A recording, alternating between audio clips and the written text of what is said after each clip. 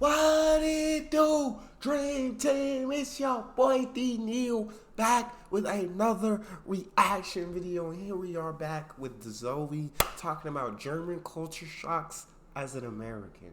I'm excited to dive in and see what culture shocks she faced. But before we do that, make sure you subscribe to the channel, ring the notification bell, give the video a thumbs up so it gets suggested. Social media, Patreon, all up top. You know, subscribe to any of it. Put all the links in the description. All you gotta do is hit the link, follow me, talk to me. I'm human. I talk back. You got a favorite video suggestion? You can subscribe to Patreon, or in the description there's a Google form link. Zoe, what are we working with? Hi guys, welcome. Oh, sorry. Let me restart that. Hi guys, welcome back to my channel. Today is going to be some Germany culture shocks which I experienced while living in Germany. So I have 13 differences that I found while living in Germany. And before we actually start this video, I do want to put a disclaimer on the screen that these are all my experiences. These are things that I've experienced while living in Germany. It might be different from your experience, but of course I'm just saying what I experienced. So just a disclaimer.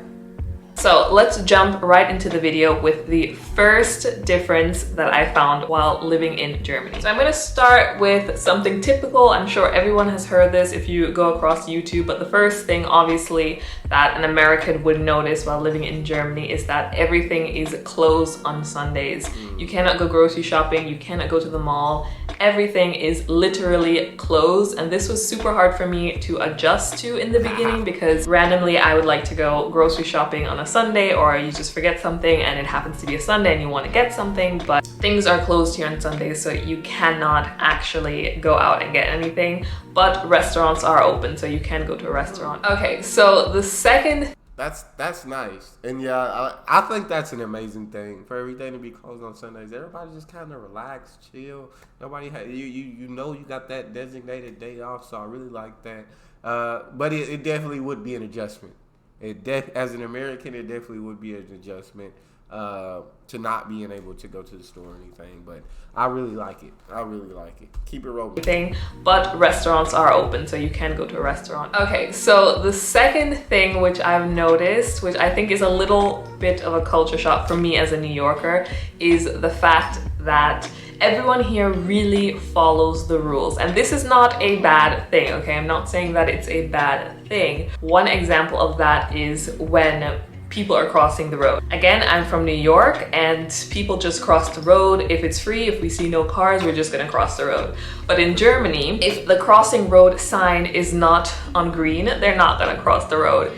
And just an example of how intense people really follow this rule. I lived in this really small town a few years back, and it was about, I don't know, 5 a.m. or 6 a.m. I was going to pick up my sister from the train station. And I was walking there and there's no cars on the road. Absolutely zero cars on the road. It's too early, there's nobody around. And people were still waiting at the crosswalk for the crosswalk sign to turn green. It is literally like that. So the next thing that I want to talk about as a culture... That is definitely a culture shock, because like she said, the first sight we get of no cars in sight, like, we taking off across it. We just taking off across the street. Like, I guess we're more impatient that way, but we're taking off, yeah. And we like to bend rules a little bit. We like to see how flexible these rules really are. I think it's awesome that they follow they're just waiting, that they follow the rules. That's really cool.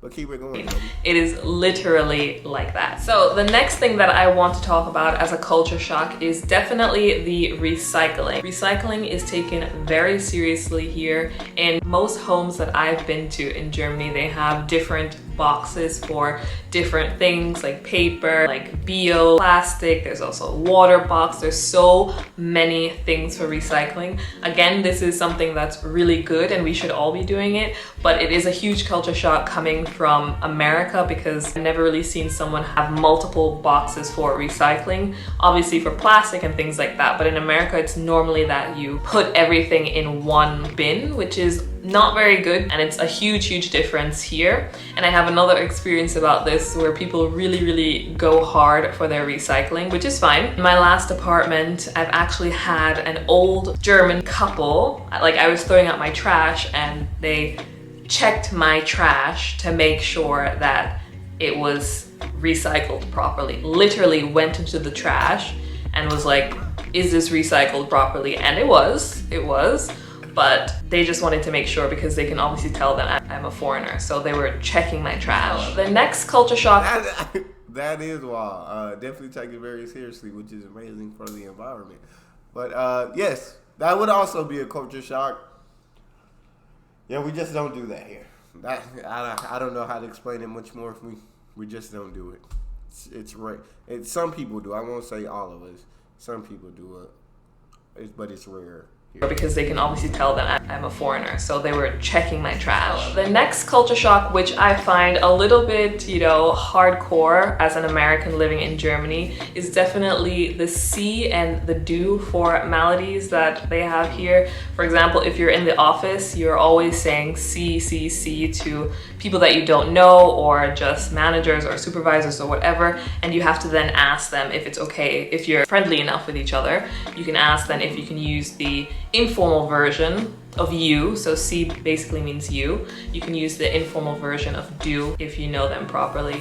And for me, this was a big culture shock. Also learning the language that you always have to change between which type of you that you have to use, and then it also comes with different conjugations, which is just a little bit different because we don't have this in America. I think the closest thing you could say is we have Mr. and Mrs., I suppose, but with the actual word you in America, we call everyone just you. There's no formal you, there's no informal you, it's just you. The next culture shock, which I've noticed in Germany when I used to take the bus, if for example a pregnant woman would come into the bus or an old person would come into the bus, it's just natural that someone would get up immediately to give their seat away. And in New York, I have not seen that ever. I've never seen it. I'm sure it happens, but I've never seen it. But I've noticed on you gotta come get some Southern hospitality. Some of this Southern hospitality. You definitely always get up for my dad. Being raised, anytime grandma walked into the room, anytime any kind of woman, she didn't have to be pregnant, she didn't have to be old. If it was a woman and there was no seats there, like dad looked at you like, offer her your seat, get up. Like it was like it's so.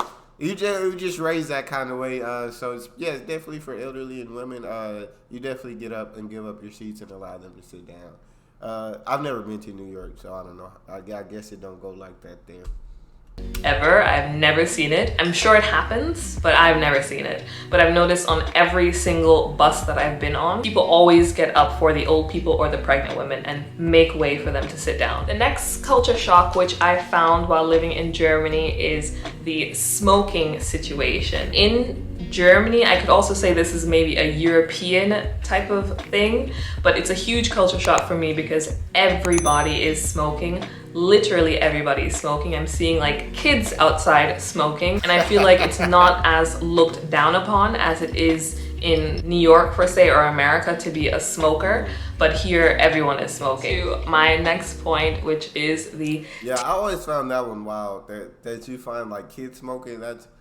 Yeah, I guess from an American perspective, you like she said, it's more frowned upon here, and you just don't expect it. Now, kids vape and all that stuff. They're more likely to vape. I would say kids are more, and I mean they won't do it in front of like anybody with authority or any grown-ups or anything, but they'll sneak out. They'll sneak off and do it. But yeah. That would be a culture shock. But here everyone is smoking. To my next point, which is the tipping in Germany. So what I've noticed is that in Germany, obviously you don't tip as much as you tip in America. Tipping in America is a must do. You cannot go to a restaurant and not tip the waiters a nice amount of money, because they're making most of their money from tips. And so in Germany, when you do go to tip, I mean, necessarily, I guess you don't have to, which is what I've been told. You don't actually have to because they're making their normal wage.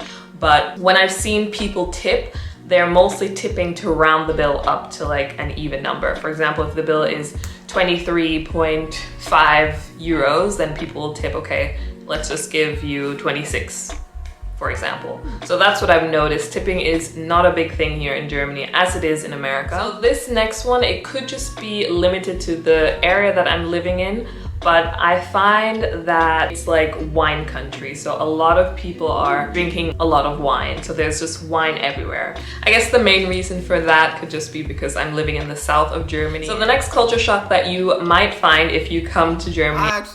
I've never really been a wine drinker. I've tasted like maybe once or twice in my life. But I want to get into some wines. I feel like, I don't know, as you get older, you're supposed to get more into wine and stuff. And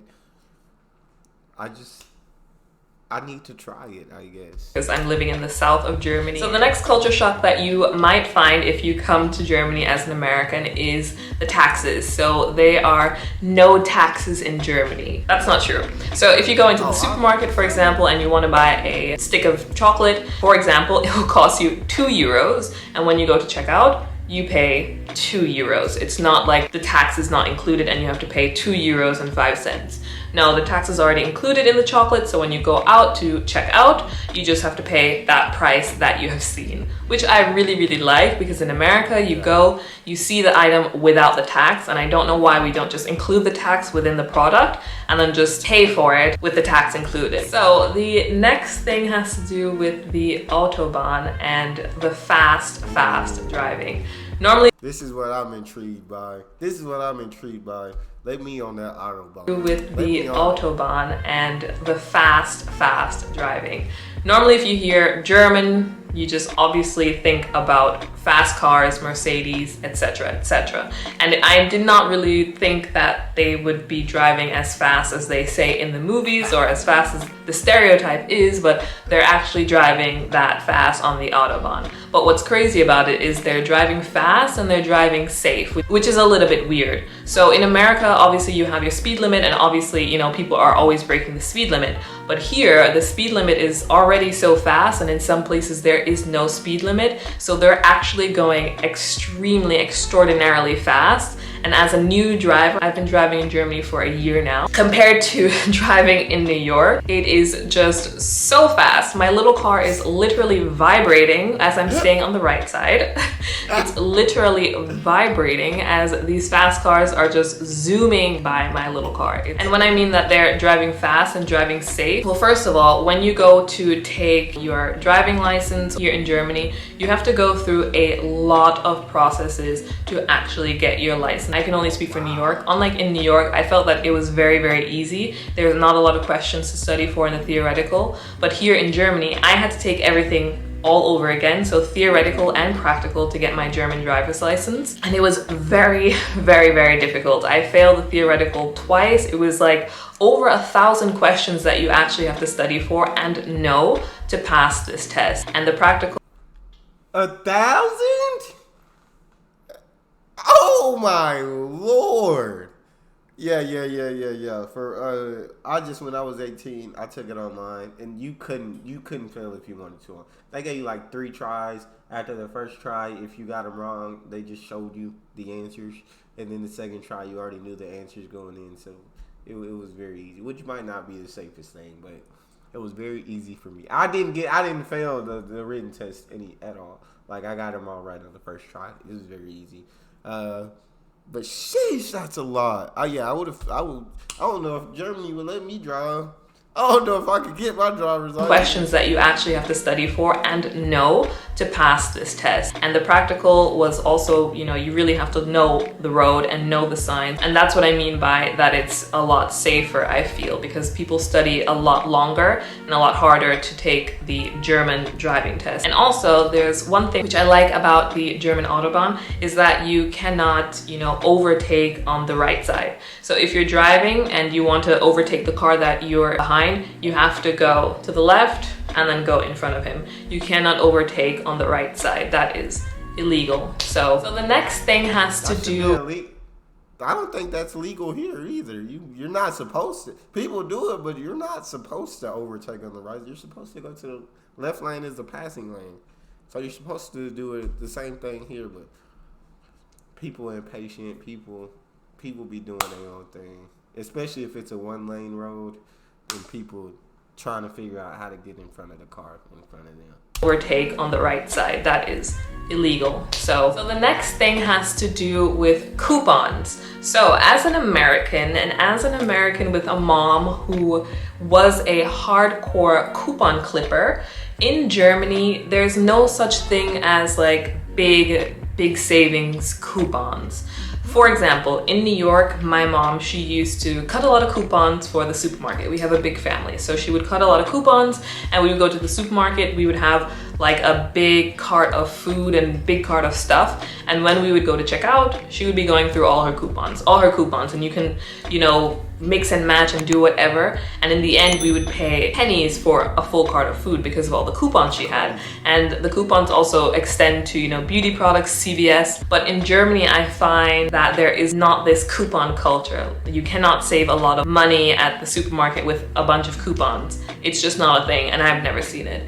If it is a thing, please do let me know. If there are coupon clippers in Germany, let me know, because coupons really do help. And for me personally, I love coupons. I'm a big saver. So that's why this was a real culture shock for me, because I like to save money on things. So the last thing that I want to talk about has to do with the German supermarkets. And this is a huge culture shock for me, because shopping at a supermarket for me is a leisure type of fun thing that you do and you get your stuff and then you just leave. In Germany, it is calming when you go to pick out your stuff. You know, it's a nice supermarket, you pick everything up and you're ready to go to the cash register and you're ready to check out. All your stuff is on the belt and you're at the end. And the thing which I found super hard to ingest is that you have to pack your stuff ASAP as soon as the woman or the man at the cash register scans. I just had a race with the checkout girl at Little. I was packing, her scanning, I came out victorious. No greater feeling. I love that. Pack your stuff ASAP as soon as the woman or the man at the cash register scans your item, because they leave literally like this much space for your items at the end, which means they do not want you to stay there for a long time.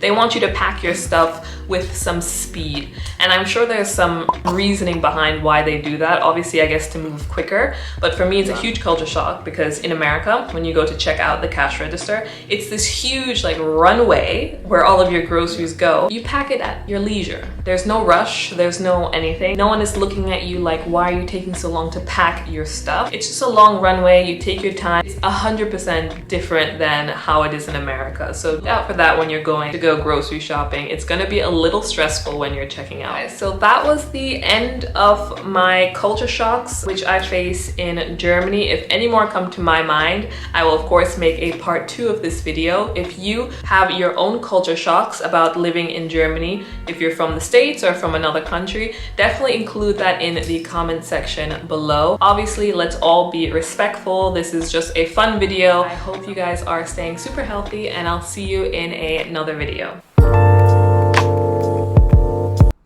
I shout out Zoe Marie. I rock with her videos. I rock with her personality. She just seems like a dope person.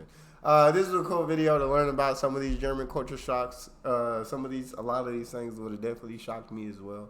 But that's all we got for this one. If you guys got a favorite video you want to see me react to, you can subscribe to Patreon, or in the description section there's a Google form link. Hit the link, fill out your suggestion, send it to me. Want me to get to yours faster, fill out premium. Make sure you subscribe to the channel, ring notification bell, get a video a thumbs up so it gets suggested. Social media, Patreon, all up top. You can subscribe to any of it. Put all the links in the description. All you got to do is hit the link, follow me, talk to me. I'm human. I talk back. I love talking to you guys. You guys are the most incredible team on YouTube. It's your boy Neal. Out.